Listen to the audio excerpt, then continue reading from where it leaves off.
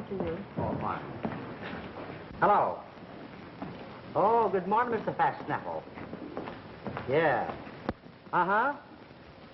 Oh, you want a new program for the children, eh? Yes, indeed. My ghost program, my goat. Well, let me see. Oh, no, no, that's too tame. Too tame? No, children nowadays, they want something with snap in it. Oh, I've got the very thing. Killing killers. Very effective, you know, machine guns and falling bodies and screams. It's a program that children will go crazy about, yeah. All right, tomorrow at 2 o'clock, fine. Hey, Mr. Fish, aren't you going to give me a chance? Valley, Crosby, all those fellas, they had to start, you know, and I'm better than they are. I know that, I know it. Well, won't you listen to me? Well, go ahead. What can you do? Well, which one do you want to hear first? Oh, that's fine. I'll do it for Mac when he comes in. Just like that. Don't you change a thing. That's... Oh, I love it. Hey, but Mr. Fish, you didn't even listen. Tony, he's got one of his bad days again. You better walk him around the block. Hey, come on. We're talking to him. He's get excited. You do it for Mildred and me. We like to hear. Hey, do imitation of the fellow he's talking through his nose, huh? You mean this guy? Good evening, Mr. and Mrs. North America and all the ships at sea. Let's go to press. I'll be back in a flash with the fish. I'll be back with the fish in a flash. He's a good imitation. He's going to be big star someday. When he is, I'll give my radio away. You can go get your money back. I would if Maria'd get here. She'll be here. Since she's a move in with a girlfriend, she's no got a mama wake her up. I'll go see if I find her. What's she got that I haven't got? A sponsor.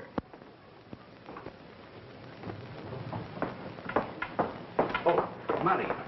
Oh, good morning, Papa. What's the matter? You late again? Why, I was held up in the subway. Subway. Gonna lose your job. Papa, please. Oh, good morning, Princess. Sorry I'm late, Mildred. Don't be sorry. Just tell me how you do it.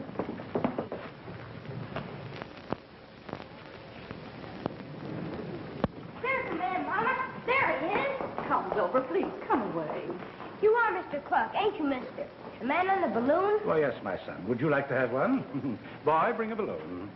See, Mama, there is a man like that. Well, you see, Wilbur thought the Mr. Kluck on the balloon was, an imaginary character, like a Donald Duck or Popeye. I did not. You said a real person couldn't have a face like that. Wilbur? Good morning, Mr. Kluck. Where's my rehearsal? Miserable brat. It'll be in Studio X in an hour and a half. Delayed an hour and a half? Who moved it up? Well, there's a notation here that Mr. MacCorkle did it. Oh, Mr. MacCorkle did it. On whose authority? Why wasn't I notified? Oh, I don't know, sir. I have nothing to do with that. Oh, no. Of course not. There, my dear. I'm a brute to let other people's stupidity make me cross with you. I was going to give you this later. Maybe you'll forgive me when you see it. Oh, thank you, Mr. Kluck. That's all right, my dear. And we'll have a little bite together after the broadcast. Boy, have you seen Mr. MacCorkle? He might be in Studio X, Mr. Kluck. If I want any guessing done, I'll do it myself. Now, you find MacCorkle. Tell him I'm looking for him. Yes, Mr. Kluck.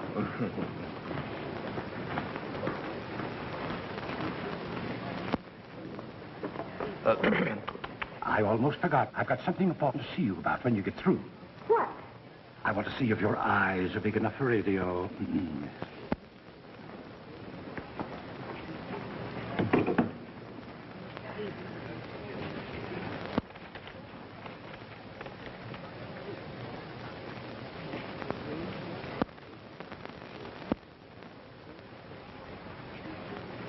It's not an expensive gift. I'll give it back to him. Yeah. I'll do it for you. But, Papa, you don't understand. Understand lots of things now.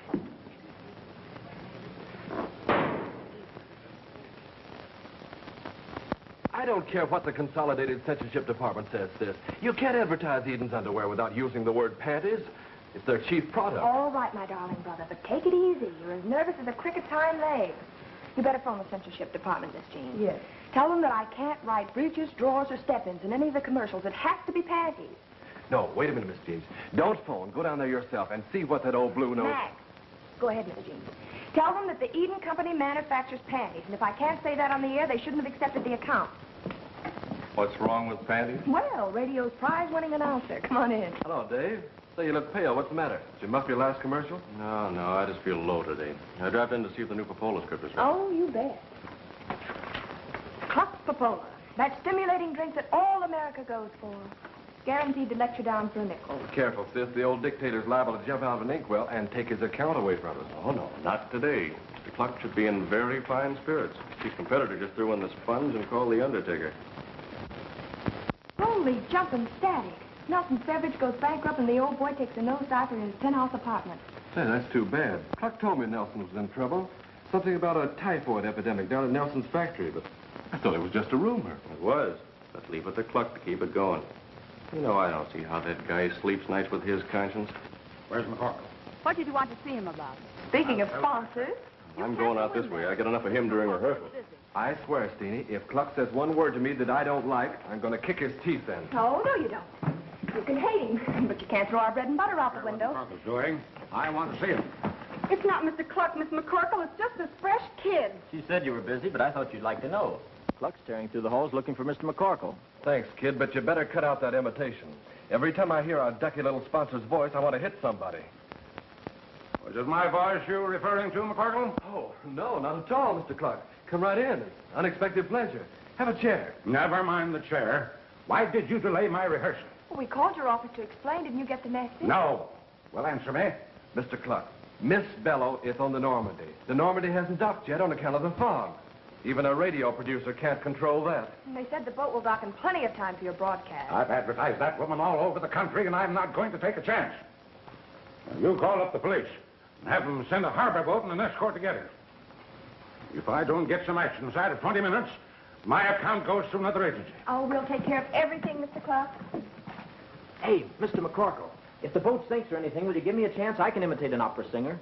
Harry, Miss Bellow is a colored pure soprano. Well, so am I. Listen.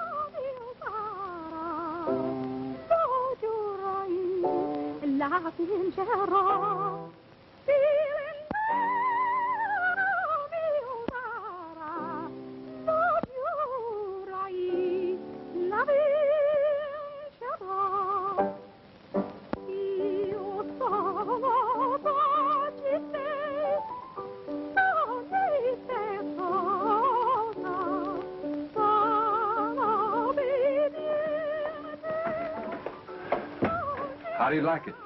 It's terrible, I tell you. It smells. You put her on the program.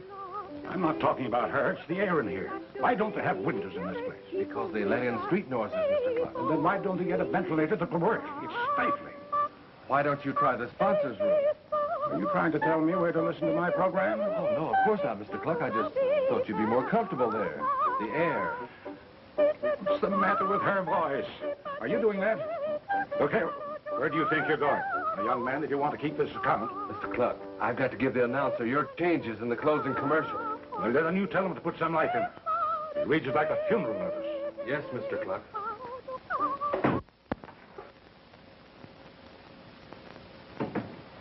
Hello, Mac. What are you doing out here? If I have to listen to that worm another minute, I'll strangle him. What's his pet hate tonight? The ventilating system says it's suffocating him. It does? That makes me very happy. Look, Steenie, will you? Oh, no. I'm not going in there. This is a partnership, and I've had it in my hair all afternoon. Now it's your turn. Oh, please, Finney, just for a minute. I've got to do something. All right, but don't be long. He affects me the same way, too. How do you do, Mr. Kluck? There she goes. There she goes again. Mr. Kluck, please. Don't you shush me. I'm trying to smooth this number out. I can't very well do it if you insist on shouting in my ears. Look, Mr. Kluck, why don't you go upstairs to the sponsors' room? I won't go to the sponsors' room. Nobody can say that Caesar Kluck wasn't right on deck when we're having trouble. But there's a deck up in the sponsors' room. Has a couch and a sort of a spittoon. It's lovely. I won't go.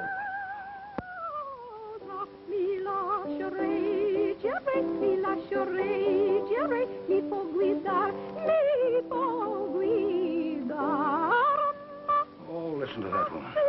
$2,000 a broadcast, and she squawks like a guinea pig. There's a better radio in the sponsors' room. Shut up. I'll cut her pay in half. Nobody's going to cheat Caesar Kluck. There, and this place is getting worse.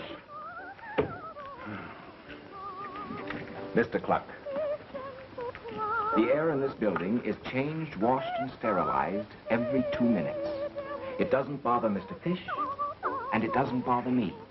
So think of your health, Mr. Kluck, and leave us alone. Do you realize who you're talking to? I do, and I'm referring to your blood pressure. You're a very sick man, Mr. Kluck. You're liable to drop dead at any moment, which would make a lot of people very happy, but would also leave them without a meal ticket. So if you don't want to use the sponsors' room, find some place where you can quiet down. You can't order me out. I'll have you fired. Not for doing a bad job. You're paying consolidated for a show, and that's what you're going to get in spite of yourself. I'll have that fellow thrown out of radio. I'll switch my program to another network. Now, Mr. Kluck, if you'd only... Now, listen. If you say sponsors' room once more, I'll have a new advertising agency, too. Well, good evening, Mr. Kluck. Why, hello, my dear. Why aren't you listening to the program? I wouldn't go in there now, Steenie. The sound engineer, he's very nervous. Probably let you in there. But, of course, it isn't important that I listen to my own program. Oh, well, that's easy. Why don't you go up to the sponsor? Stop waving your arms, you idiot. I like Miss MacCorkle's suggestion. Come along, dear, and keep me company. Sponsors' room. Now, why didn't I think of that? You know, my dear, you're the only one around here who doesn't deliberately... It's just that, well, you're a very big man, and they don't understand you. But you do, don't you? Of course I do. All successful men are brusque, and, you know, deep down inside, I think you're kind of fatherly. Mr. Kluck, can I talk to you for a minute? Later. There's a broadcast on. The matter's urgent. You better see me now. Go ahead, dear. I'll be with you in a minute. Barney, I thought I told you never to come here. You did. But the boys thought they worked extra hard in the Nelson Beverage typhoid story. They thought maybe you'd like to give them a little bonus of, say, $100 grand. You are very well paid. If you're not satisfied, I can get someone else. Aren't you forgetting I got the best little group of whisperers in this business? I suppose something should happen to one of your plants. Something like a case of leprosy, or what if a half a dozen people go blind from drinking Coca-Cola? Carney, you think I'm fool enough to teach you how to use a weapon without a means to keep you from turning it on me? I have a record of everything you've done since you were 15. If you're still in New York City by this time tomorrow, you'll spend the rest of your life in Sing Sing. Now get out. Listen, Red, I ain't leaving New York, and you're not going to do anything to make me.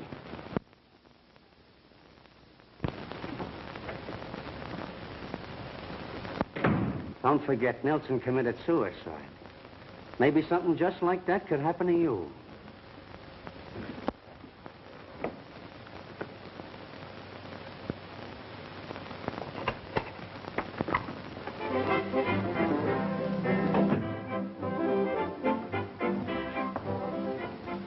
There, that's better. Classical music. How can anyone listen to it? Drives me crazy. Well, then why do you put it on your program? Well, we have to try and appeal to all classes. You know, there are some people who actually like that sort of stuff. Do they? Yes. Now, there's my kind of music.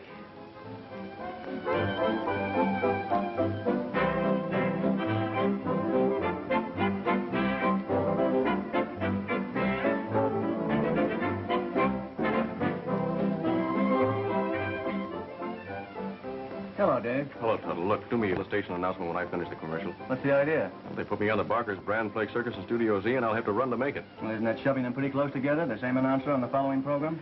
I don't know. I only work here. I wish you would do it, though. I don't want to start the next program out of breath. It's all right with me if Mac and Finney don't mind. They won't. And you better ask Finney. He's over in the control room. I don't want to ask any favors in front of Cluck. The whole buzzer's dying to get me fired anyway. Don't worry about that. The great Caesar's up in the sponsors' room. His name would be Caesar. No. Don't sit there. You can't see. Try this one.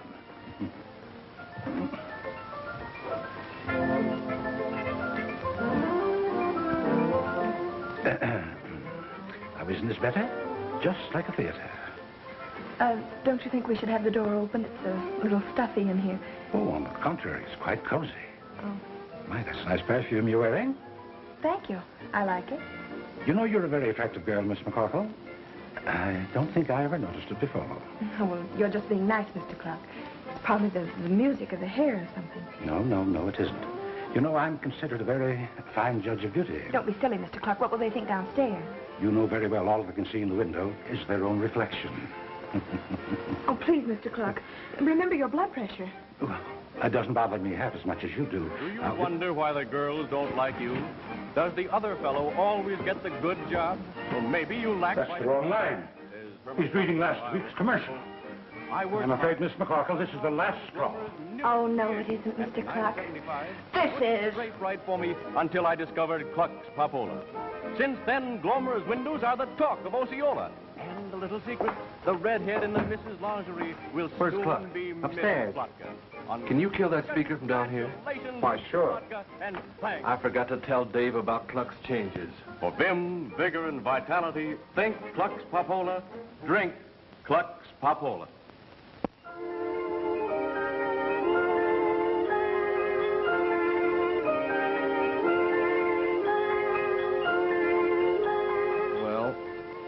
We might as well face it.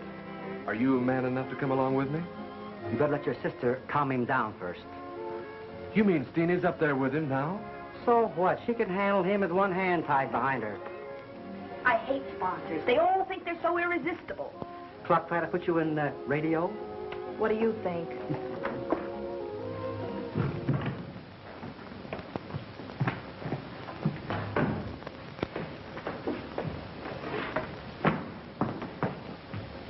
You have been listening to the Radio Forum. This is the Consolidated Broadcasting System. Well, that's another one wrapped up. I have a feeling we will be too when Mac gets through upstairs. Is Mac up there? If he isn't, I don't know the battling MacCorkles. Let him alone. It's about time someone slaps some decency into that would-be Casanova. No, Finney. You don't know Mac's temper. He's liable to get in serious trouble up there.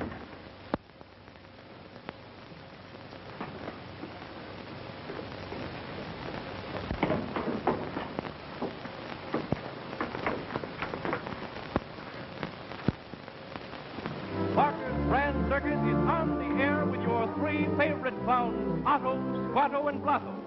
Lions, tigers, elephants, pink lemonade, and best of all, listen to the chant of the... Mac, what have you done? Nothing. He was like that when I came in here. Only a dime, a tenth part of a dollar, and every chance a winner. Ladies and gentlemen, these men know the strain of circus life. They keep their vim, vigor, and vitality with Barker's brand. Why don't you? Barker's brand circus is on the air. He must have fainted and hit his head on the radio. Or had a heart attack. He was always complaining about his heart. But I never thought he was really serious. Is he dead? There's no heartbeat. But we might be able to save him. Mac, go upstairs to the hospital and get whoever's there to send down some methyl and blue. Vinny, see if you can get any at the drugstore in case there isn't any here. Mr. Tuttle, I think you'd better inform the president's office. All right. Don't turn it off. There's something wrong with that orchestra. Balance is off. Bass keeps fading. How can you talk about balance when a man has just died from heart failure? Sorry, but it wasn't heart failure. It was murder.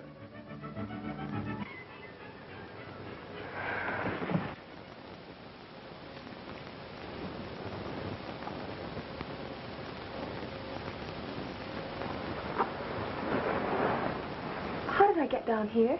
I carried you. Didn't want him to take you to the emergency with Kluck. Is he... You sent the boys after something that might save him. It was too late. I just wanted to get them out of the room so you could finish your faint.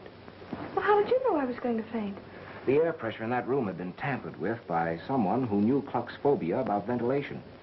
I could see it was getting you. And you deliberately let me work myself up to a faint. I had to be sure. Well, you might have gotten a canary or a white rat or something. Yes, but I also wanted to find out who hit Kluck hard enough to make him fall against that radio. Oh, I can tell you that. You did tell me when you fainted. But I wouldn't tell anyone else or you might find yourself in jail for murder. Surely you don't think I meant to kill him. You didn't kill him. Kluck was alive when you left him. I wish I could believe that. Let me show you something. Did you ever see blood that color? But that doesn't look like blood. It's so bright. Kluck had to be alive when you left him to breathe in one of the poisonous gases that turn blood that color. Several of them are easy to make, and one whiff will kill a man unless he has an immediate antidote. How many people know that? Well, I know it. That's right, you do. And so does every high school chemistry student. That type of gas is one of the first things they're warned not to make. All right, Mr. Detective. May I make a few deductions now? By all means. Suppose the murderer wanted to throw suspicion on someone else. What would he do? You're doing the deducing. Go ahead. Well, he might tell an innocent suspect to be quiet, so she'd look twice as guilty when the murderer cleverly let the finger of suspicion fall on her later. He might, but in that case, he'd be very silly to remove the only evidence of her struggle with the victim, wouldn't he? You see, I found this in Kluck's hand. So? Well, it's yours, isn't it? I've never seen it before. Look, Mr. Butts, you might be a very good radio engineer, but I don't think I better leave my future to your sleuthing. But don't you see? This proves I'm right. There must have been someone else in that room after you left. Okay, mastermind, where do we go from here? Cherchez la femme? Nope. We find out how the gas got in that room.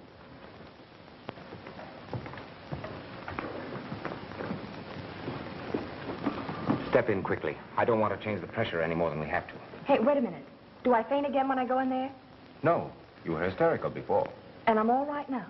Yes, your color's good. Your pulse was normal. And I'm scared to death. Open the door. Don't turn it on. Rather not be seen up here just yet. But nobody can see in here from the studio. Let's not take any chance. You stop holding your breath now. The air's all right. It smells just the same to me. I don't think anything was ever wrong with it. You can't smell reduced pressure, but you can hear it. Are you trying to tell me that the air sounds all right in here now? Yep. Don't you believe me? Sure. I had an uncle once who used to hear things other people didn't hear. He saw little men on the foot of his bed sometimes, too. Sound waves actually move the air. They can't move in a vacuum. Neither can brains. What? I said there's no such thing as an absolute vacuum. Everybody knows that. Besides, how could you make even a half vacuum in here? By taking all the air out of the room. And not letting any come in. Everybody knows that.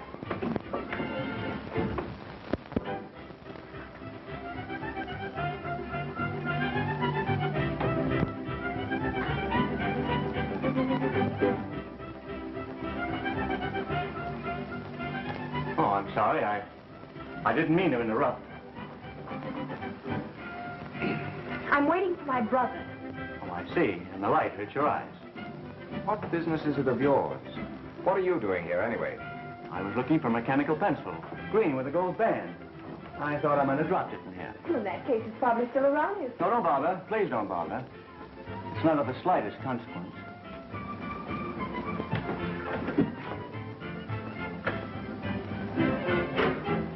Good night. Compromise. That blockhead. You don't like production men, do you? He's no production man. I'll bet my next month's salary he never saw the inside of a broadcasting station before. Besides, never trust production men. Engineers don't call by their first name. He's been around here over 2 weeks, and he's still Mr. Tuttle. Maybe he's an efficiency expert in disguise. No. No, efficiency experts are always making notes. Well, you heard him say he lost his pencil. Stay away from that window. What? There's somebody down there. Well, even I can figure that out. Maybe it's Mr. Tuttle being subtle again. I don't think so. You stay here. Oh, but, alone? I'll signal you from the studio if it's safe for you to come down.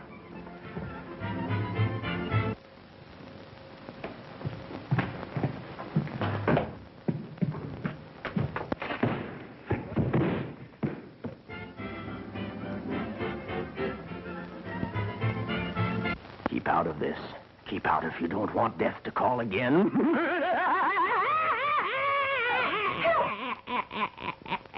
Help, Mr. Butts! Look out for that broom! What did you say? I was trying to tell you not to fall over that broom. Did you? No, somebody deliberately tripped me. Hey, look, let's get out of here. We're both imagining things. The shower just scared me out of a year's growth. What? I heard that crazy voice say, keep out of this if you don't want death to call again. I thought he was talking right to me. He was.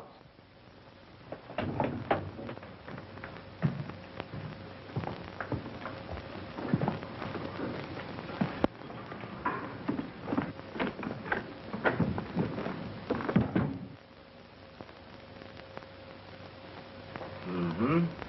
Adhesive tape. Not a fingerprint on it. Clean as a whistle. Maybe there weren't any. There had to be. I left some on it myself. No, none on this either. Was that dial on Studio M when you heard that voice? It couldn't have been. The Shadow's broadcast from Studio Z. If you thought it was the Shadow, why did you run? Listen, if you'd been in here alone and thought Dracula was going to jump out of that cabinet, you'd have run too. No, I wouldn't. Oh, hero stuff, huh? No. Reason. First, I'd have looked at the radio. If the dial was at Z, I'd have known that voice had to be cut in from some monitor room. And that someone was trying to frighten me out of here in order to get in and remove evidence without being seen. Say, what does one have to do to get to be as smart as you are? You might start by remembering what day of the week it is. The Shadow is broadcast on Wednesday. This is Thursday. Look, Mr. Butts, I may not know what day of the week it is, but I do know that I could dislike you very easily. Blood. There's your cherry-colored blood. Cluck got it from one of his own balloons. Reason that one out, Mr. Smarty. I will, under a microscope. I will be sure and let me know the results. In the meantime, I'm going up to Jones's office and tell him what really happened. You mean you don't believe Kluck was murdered? I did for a minute. You had me ready to go looking for secret passages with mysterious murderers slinking through them, squirting poison gas at people. This is the 20th century, mister, and I don't believe in your phantom of radio forum. Well, what's the matter with you? 20th century is making your sister a little bit nervous. Oh, Jones wants to have a talk with everybody who knows about Kluck's death. Instructions from the president. So it'll be good. And I still don't believe it. Oh, Mag. Yes? What did you do to your finger?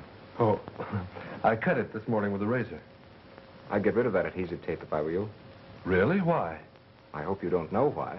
Well, I don't know what this is all about, but if it'll make you feel any easier, off it comes.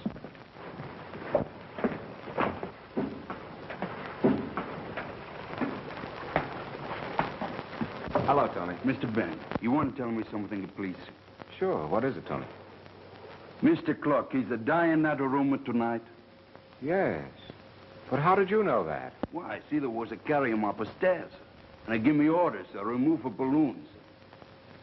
Supposing nobody want to see his face no more. Well, if you know anything about Kluck's death, you'd better come along with me. Why? I don't do nothing. Oh, I didn't say you did. But Mr. Jones wants to see everyone. Oh. Oh, it's a different. Bigger boss here tonight, huh? He says he's spending most of his time in Washington, patting a congressman in the back. And making speeches. I can hear him now. My friends, since you are all a part of radio, I'm sure you feel as I do about our beloved sponsor, Caesar Kluck's untimely death. It is the first disaster to happen within Radio Forum. And the newspapers, whom I need not tell you, will stop at nothing to make a tremendous story of it. So I ask, in fact, I demand absolute silence regarding the matter. You are not to discuss it with anyone, not even amongst yourselves. Whatever statements are issued to the press must come from this office. Do I make myself clear? Yes, but Mr. Jones, don't you think... You can't see me, these guns. All right, Jones, what's the lowdown? Mr. Jones, quiet, please. Now, you'll all get a statement. I shall show no partiality.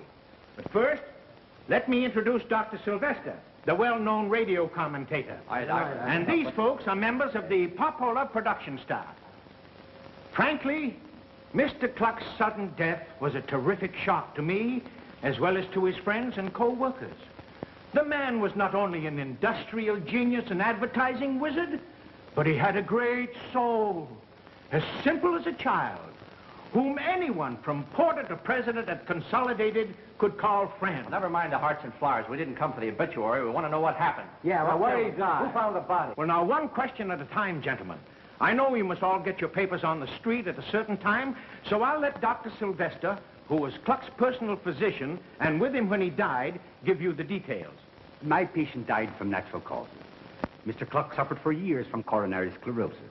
In other words, he died from a heart attack brought on by the excitement. C-O-R-O-N-E-R-Y-S-C-L-E-R-O-S-I-S. Who else besides the doctor was with him? Well, now, just a minute, please, once more. C-O-R-O... Well, what's the use? That wasn't what caused his death. If they perform an autopsy, they'd find that out. Well, Let's not disturb them. Come out in the hall. I want to talk to you alone. Well, hey, where are you going? He's going to show me the new building. It's don't get excited, boys. Don't give me that stuff. What do you know? Wait a minute. All I said was that an autopsy should be performed. An autopsy on a sponsor? Preposterous. But, Mr. Jones, an autopsy will show that Kluck was killed by gas. Gas? Give me the story. How do you know? Now, wait a minute. That's a lot of rot. That's bunkum. He died from heart failure, plain, ordinary heart failure. His doctor should know. Did you see Kluck's body? Yes. This blood stain came from a scratch on Kluck's head. It shows evidence of... there's nothing to this. All city dwellers inhale small quantities of gas. From automobile fumes, burning rubbish, a dozen things. We don't inhale enough to turn blood that color, Doctor. Well, how could gas get in here? Why, we pay a lot of money for this air. Why, the ventilating system cost $500,000. I found the ventilating system had been tampered with. Ventilating system? Gas? Let me that telephone. Hey, wait a minute. Stop! Now, get me the star. Hurry up. Yeah, make it snappy. Quite interesting, this newspaper work. What? I say your friend, Mr. Butts, he's a hero. He's a sap. Hey, what? Get away from that phone! Hey, you can't print stuff like that! Butts is crazy! Let me have that phone! The ventilating system and gas got in and killed Kluck. Yes, Wait a minute, I'll call you right back. Thank you. Is there another telephone in the other room? Yes, no! You idiot! Get out of here! You're fired! Get out! Do you hear? Okay, Mr. Jones, if that's the way you feel. That's the way I feel about it. And you listen to me. If any of you breathe a word of this around here, I'll fire you. Furthermore, I'll sue for libel, slander, and defamation of character. I'll show you who's... What do you want? How don't you answer that phone? Oh, hello. Hello.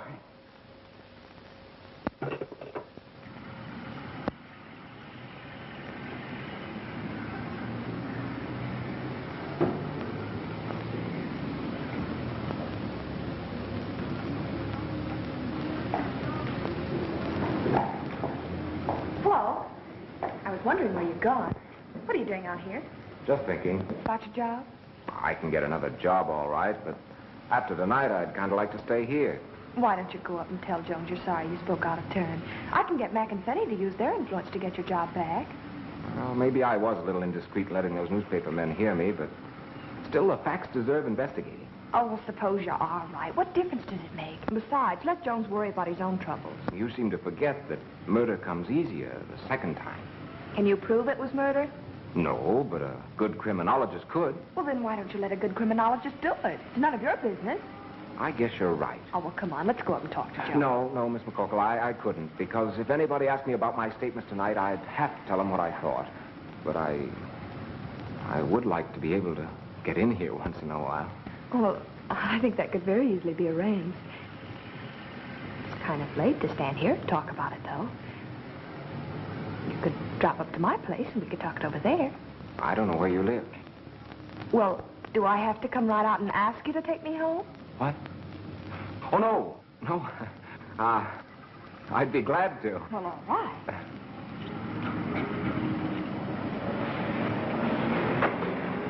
That's the girl. You're not going to do it here, are you, Jones? She's the only one who can put the finger on me. Yeah, but there's 100 people around here. Are you busy? No, lady. You want a cab? Get down.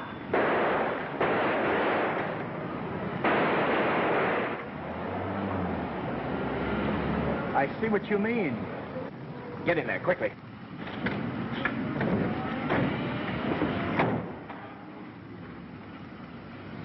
You can sit up now.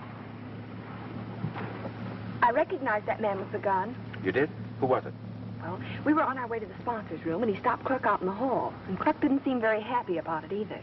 Then that's why he took a shot at you, so you couldn't identify him. Now do you believe Kluck was murdered? Well, I don't think that fellow was shooting at clay pigeons. Lose something? My purse. You didn't have it when you came out. Well, I guess I left it at the studio. Why don't you tell me something about yourself? Just in case I have to have it chiseled on a tombstone or something. I'm very unimportant. My full name is Benjamin Franklin Butts. Why? I was born on Franklin's birthday. Oh. It could have been worse, you know. Could have been St. Swithin's Day. Or April Fool. Yeah. Go ahead. I studied at 5 colleges, took postgraduate work in chemistry, physics, biology, bacteriology. That's enough. Haven't you even got a personal side? Sure. Sure, I wear wool socks. I have 2 fillings in my back teeth. I press my own pants, and I'm very glad that something like this happens to know you better. Well, how long have you felt that way? About a year and a half. A year and a half? Mm-hmm. Why didn't you let me in on it?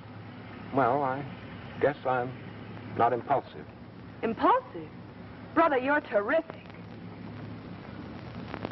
You had no right to publish that story. I'll sue every newspaper in town. Well, you can't destroy a $30 million business. I'll make you prove every word of it. There is no poison gas in this building. The air is wonderful. It's the purest in the world. I ought to know. I've been here all night. What's the matter with that bird? I don't think there's anything wrong with it. Think? Well, you'd better know. If one of those birds so much as nods its head, I want to know about it. Hello? Hello? He hung up on me. Oh, what am I going to do? Every editor laughs at me. It's the chance they've been waiting for. They call me an advertising burglar. They're out to finish me. And they will if you don't do something. So far, I've been able to laugh the corner out of looking at the body. But if those reporters start hounding him, there's bound to be an investigation. And you can't afford that, and neither can I. Couldn't we just bury him or ship the body away? Don't talk like a schoolboy.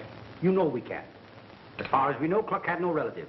But suppose one of them did pop up and start asking questions. Why, we'd both be ruined for life. Look, can't you make a suggestion? Why, I'm going crazy with Washington calling every minute, my board of directors tearing their hair out, sponsors refusing to come into the building, no engineers, no announcers, no performers, not even an agent. Nothing but phonograph records, phonograph records.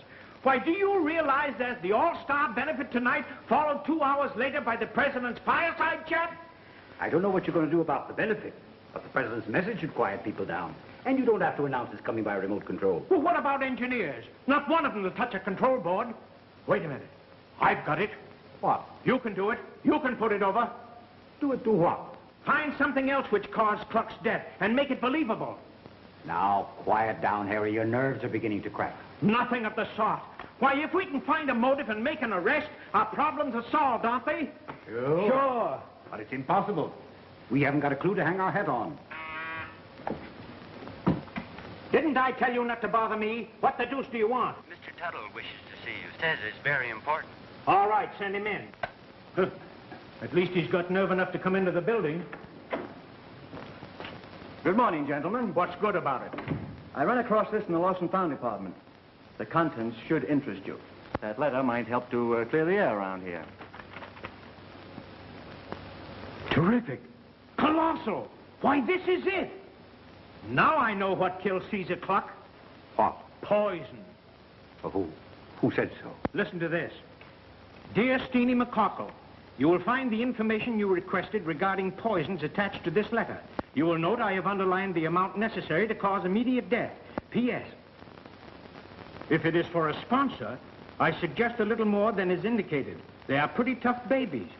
Now that I come to think of it, what could have been poisoned? Aiken? Yes, sir. Phone police headquarters. Have them send a homicide detective here at once. Miss MacCorkle's in Studio X, putting Aunt Poodle's pickles on the air. What? Well, how does she get performers and engineers? I don't know. I saw her when she came in. She said she had a contract with a sponsor and wasn't going to let anyone stop her. Uh-huh. There you are. That's ample proof she wasn't worried about gas.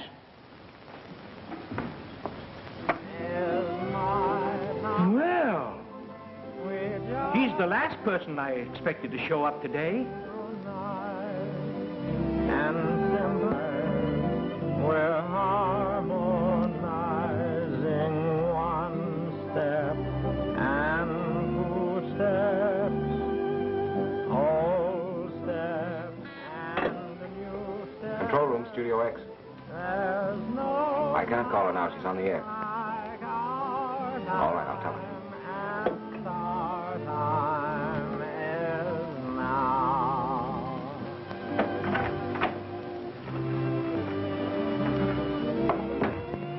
Well, who is it? I don't know. Why don't you take that thing off? There's nothing wrong with the ventilating system. Well, that isn't what you told me upstairs, and I'm not taking any chances. What I told you upstairs. This program is brought to you from the cool kitchens where Mrs. Poodle's pickled goodies are made. And to show you how Mrs. Poodle appreciates your loyalty, Mr. Fish will tell you about our special gift offer. If you want one of our dainty pickled forks, all you have to do is to just send one cellophane wrapper from our deluxe dill pickles and 1 dime to defer the cost of mailing. Until tomorrow, dill-de-dill. One step and 2 steps, old steps and new steps. There's no time like our time. You're listening to Radio Forum. This is the Consolidated Broadcasting System. That's it. Thank you very much, Harry. Is there anything else I can do, Miss MacCorkle? And how? You're going to be the vanishing cream troubadour. He will vanish when he hears me. Come on. Oh, Miss MacCorkle. Steenie, to you. Mr. Jones wants to see you in his office. Okay, thanks. Did you want to see me, Mr. Jones? Yes. I thought I fired you. You did? Mr. Jones, I want to suggest... Never mind your suggestions. You get out of this building. I'm now working for MacCorkle, and Fish. If my boss tells me to go, I'll go. Oh, is that so? Well, what's the matter with you? He's a radio engineer. Huh? The president's fireside chat. Oh, yes, of course. But I may have been a little bit hasty last night, but the fireside chat of the president... Don't you think we'd better get this over with first? Yes, but Butts has nothing to do with it. Nevertheless, I suggest that we proceed before the police arrive. Police? Miss MacCorkle, is this your purse? Why, yes. Where'd you find it? Never mind that. I suppose you know this letter was inside it. Oh, that?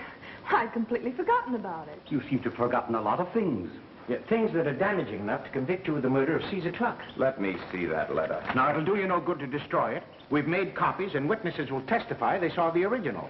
It doesn't mean a thing. No? No. Well, perhaps you'll change your mind. Dr. Sylvester has discovered that Mr. Kluck died from poison. And Miss MacCorkle was the last person with him. As far as we know. Well, we know she learned about poison. This box of tablets was found in your purse. The contents would kill several people. Not so fast. I admit the letter. It referred to research on a series of crime stories I'm writing. But if those pills were in my purse, somebody put them there. Mm-hmm. Well, you'll have to explain that to the district attorney and a jury. Mr. Jones, the homicide detectives are here. Show them in. I can't. They're down in the street. What? Yes, sir. They've been reading the newspapers and refused to enter the building. They said to send the prisoner down to them. Let me talk to them. You might as well send them back to headquarters because there isn't going to be any arrest. Unless they want to take Dr. Sylvester. Sylvester? Yes. Pluck had enough poison in him to kill the average man. But Dr. Sylvester didn't have to perform an autopsy to find that out. Because he gave it to him. That's ridiculous. What? What is he saying? He's trying to bluff you, Harry. Get me the district attorney's office. If you put this girl under arrest, I think the DA should know that I saw Kluck take a tablet of a certain drug just before his death. And the label on the box carried your name as prescribing physician. I wouldn't do anything hasty. Then you did? Oh, no, of course not. I did prescribe a heart stimulant for Kluck, but if he took an overdose, it must have been an accident. Now that I come to think of it, I'm sure it wasn't poison. Then what did kill him? Now, don't say gas or ventilating system. Mr. Jones, if you'll give me 24 hours, I'll find out who did this thing and prove there's nothing wrong with your ventilating system. Well, that's time enough to ruin me. Well, you're ruined anyway if we don't solve this case. Come on, Steenie. I'll take this before you boys decide to plant a shotgun in it. A shotgun? Now, calm yourself, Harry. Uh-huh.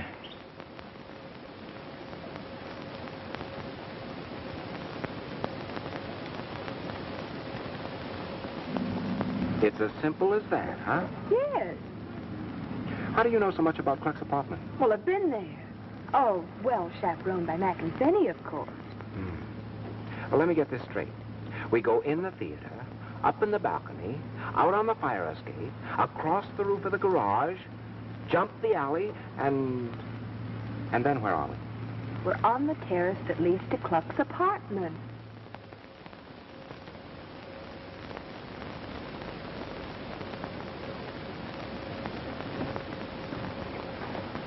I hope we don't get 20 years for this. What's the matter? Gone, but not forgotten. Oh, What do we do now? we look for the safe.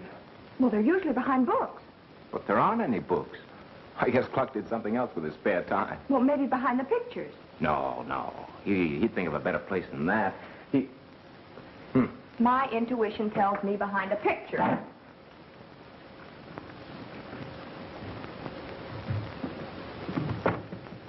I'll betcha. You win.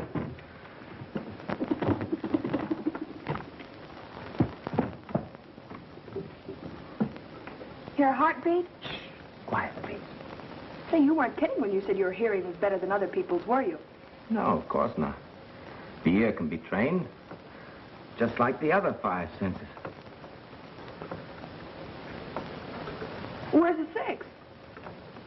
What made you look behind this picture? Intuition. That's right. I might have known that would happen.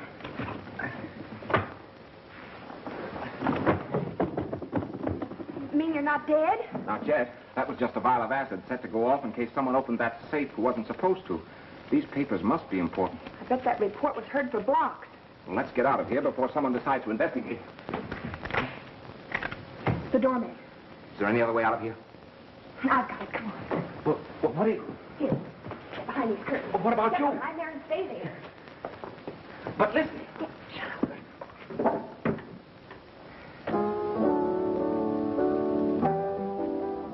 Say, who shut off that gun? Well, I don't know. It didn't come from this apartment. I smell smoke. Yes, I noticed it too. But there's no fire in here. Maybe there's a chemical plant around somewhere.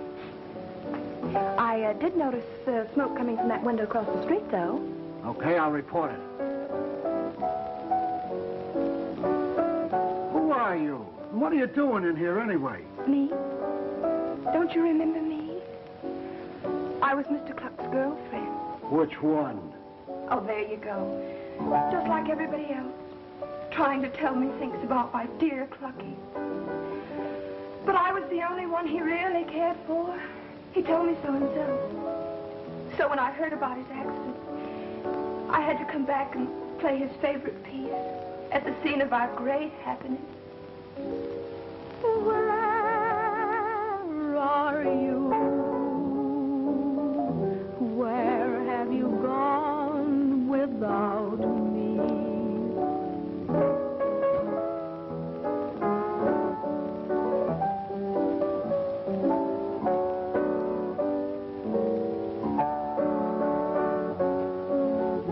How'd you get in here? With my own little key, through the private entrance. I'm the only one who had a key. Oh, Clucky. Clucky, darling. Oh, dear. Oh, Clucky. No, darling, why did you leave me? Oh. Don't do that. Oh, it's all right, honey. I understand. I was in love once myself, I know. Oh, were you? Do you want to tell me about it? Oh, no, don't worry about me. I know you got troubles of your own. Good night.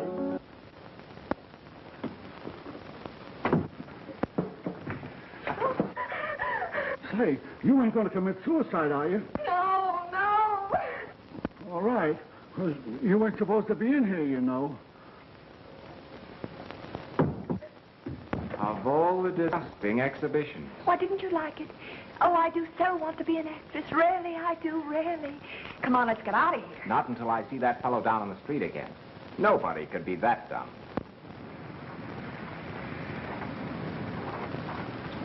How do we get into Cook's apartment? I don't know. But I think the doorman's going to let us in.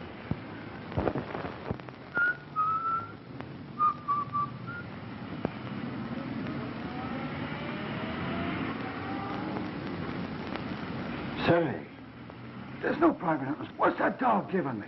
Oh, excuse me, Uh-oh. We've got to get out of here. Well, what's the matter? That fellow who took a pot shot at you just held up the doorman. He must be after these. Well, there's enough evidence in here to send him up for life. What are we waiting for? Oh, well, what are you doing now? Hello. Hello, police headquarters? This is 618 Park Avenue. I just saw a man break into Caesar Kluck's apartment. I'm sure it's robbery. Radio for him, driver. I wonder what's going on up there. Still playing phonograph records. There go those ears again. Kluck certainly had enough on Connie. He's wanted in California for robbery, in Texas for mayhem, and in this state for murder. Well, then that solves our case. Connie waited till I'd left Kluck alone in the sponsor's room and then came back and killed him. How? Oh, choked him or scared him to death and beat him. A man who carries a gun generally uses it. And Kluck wasn't shot. Well, a gun would have made too much noise. No, it wouldn't. That room's soundproof. Still, this does give him a motive. And the fact that he was in the building time, together with his police record, should give the DA enough evidence to get a conviction. Still, there are several things that don't tie together. Well, what are they? Well, the voice that frightened you out of the room, the tape ventilator. Do you think Connie would know enough about radio to do those things? Well, he might. I doubt it. Hey, here's a notation.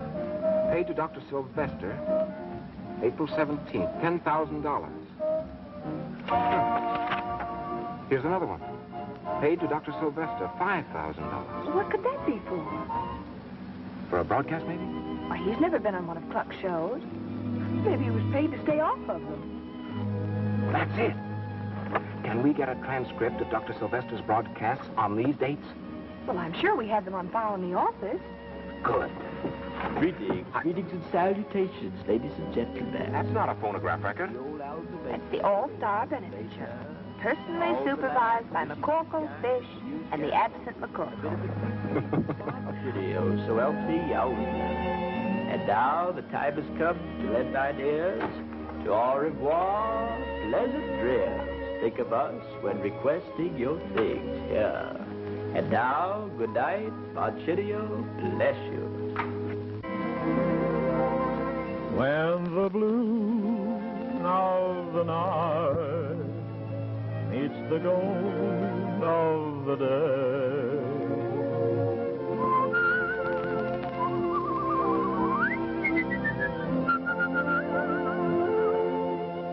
and the gold of her hair founds the blue of her eyes.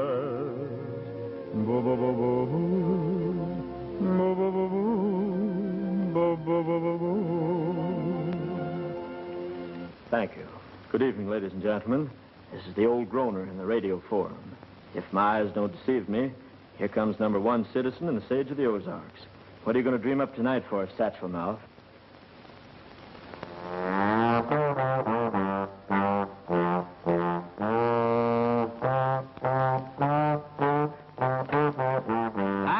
Thank you. You know, I certainly appreciate being on this program with you. I can remember when I first started out down in Van Buren in Grandpappy's stable.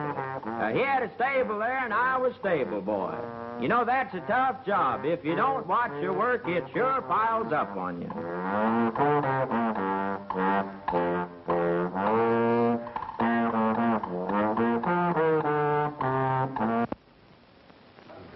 Oh, is this the boy who does the imitations? This is the boy who did the imitations. Do you suppose you could imitate my voice? Later. In 5 minutes, his voice will be the Lonesome Cowboy. Hi-ho, Rover! Whoa! Kid loves his horse. Here it comes. Get him up. Come on, boy. Hey, wait a minute. Wait till I get it back to full level. You've done very well to get us this far. Come on, leave it alone. Well, where have you been? Safe cracking. We've got enough dope here on Kluck's killer. It's in the bag. Steenie, you'd better come with me. We've plenty of work to do. All right, boys, we'll go on an elevator. Maybe walk with you? I'm sorry, but we're going down. But then I'll go down. Oh, well, on that chair. You shouldn't have said that. But why? I think Connie did it. Yeah, but you can't think. You've got to know. I overheard your remarks, Steenie. What makes you think you have Kluck's killer? Oh, various reasons. Why do you ask? I have a hunch that I know who visited Kluck after you left him in sponsor room X. You have? Who? I accidentally overheard an argument between Tony and Maria. It seems that Kluck gave Maria a diamond brooch. Her father might have dropped in to give it back to her.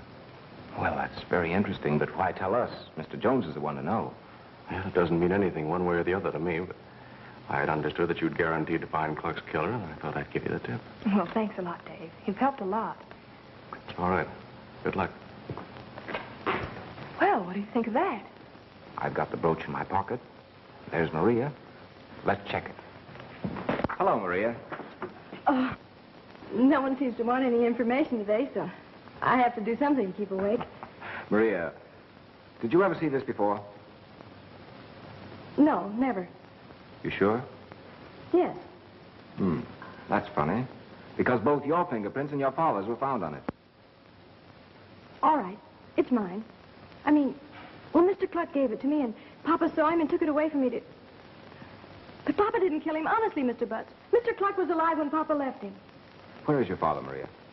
I don't know. I'll see if I can find him.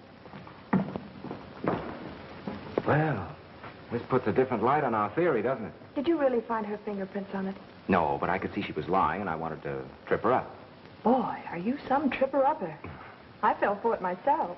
Well, you get to work on those papers, and I'll join you as soon as I've seen Tony. Tony!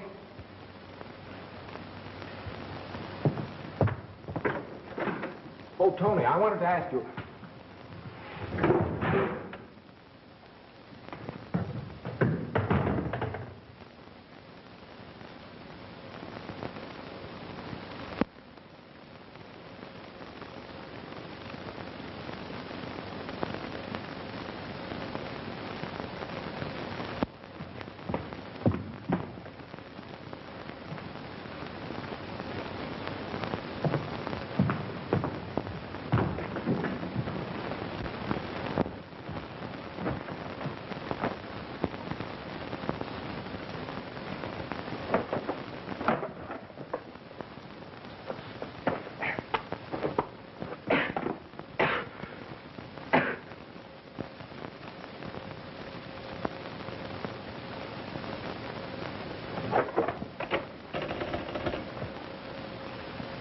Hello. Get me MacCorkle's office. This is Ben Butts.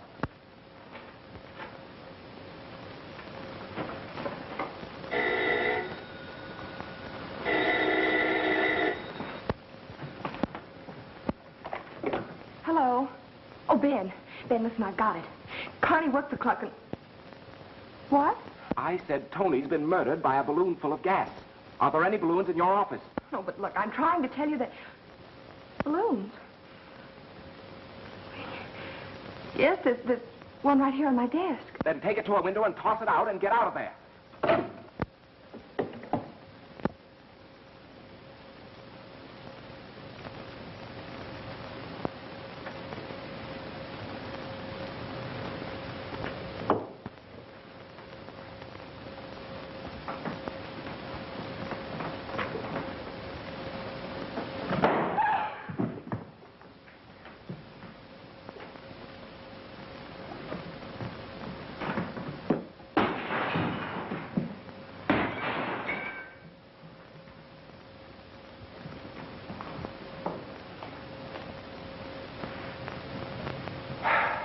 Are you breathing? Sure, why don't you try it? It's fun. Well, at least you were gentleman enough to tell me before I broke a blood vessel, trying to hold my breath. I thought you were trying to set some kind of a new world's record or something. Well, I wasn't. Well, what were you doing down there anyway? Here, hold this. Well, you called up and told me to get the balloon out of here, and I'd left a cigarette up on the ashtray, and I started for the door like this. Hey, wait a minute. Don't do it with this one. It was one like this that killed Kluck and Tony. All the balloons with gas in them had this mark on them. You mean that there's gas in that one? Yeah. Well, what are you going to do with it? I'm going to confront the killer with this little toy. I'm going to put it right under his nose and watch him squirm. But you promised to deliver Caesar Kluck's killer. Instead, Tony Lazzati has been murdered. Yet you do nothing but assemble the only people who are trying to keep Consolidated going. Patience, Mr. Jones, patience. I didn't let you down on the fireside chat, did I? The New Deal is going serenely on. I insist you let us know what you know. Mr. Jones, if I point out the murderer, will you capture him? Yes. No. Then suppose we wait for the district attorney and his men.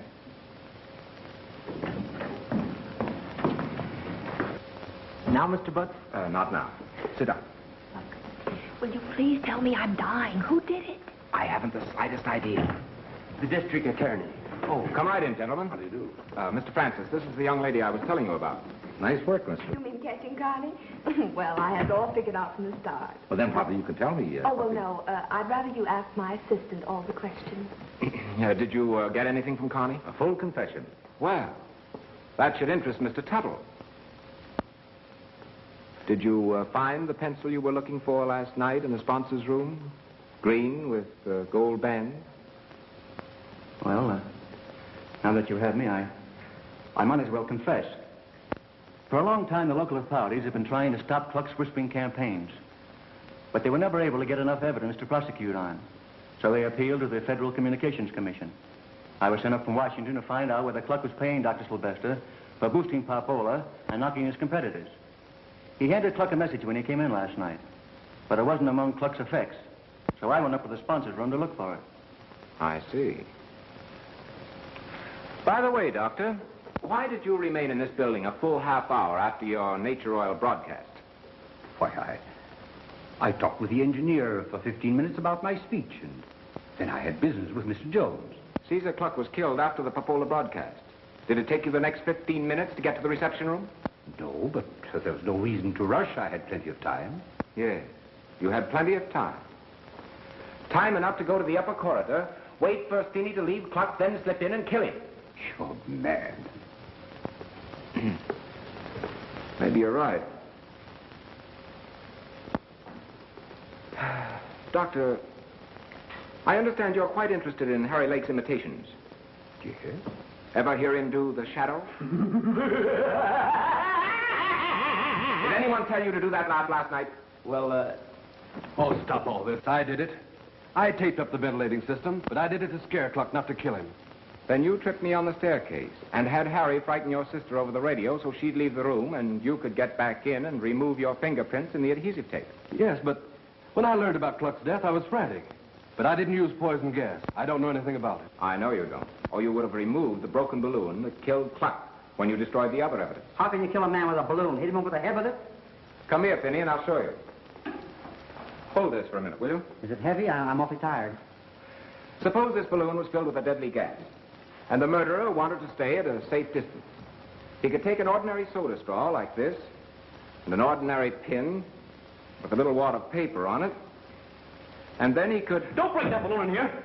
But there's no gas in that one. But there is, I said. There's your man, Mr. Francis. You don't need those. Well, how about it, Dave? All right, I killed him. He ruined my father, who was president of Johnson's Beverage. And with our business gone and nothing left, I came to work here.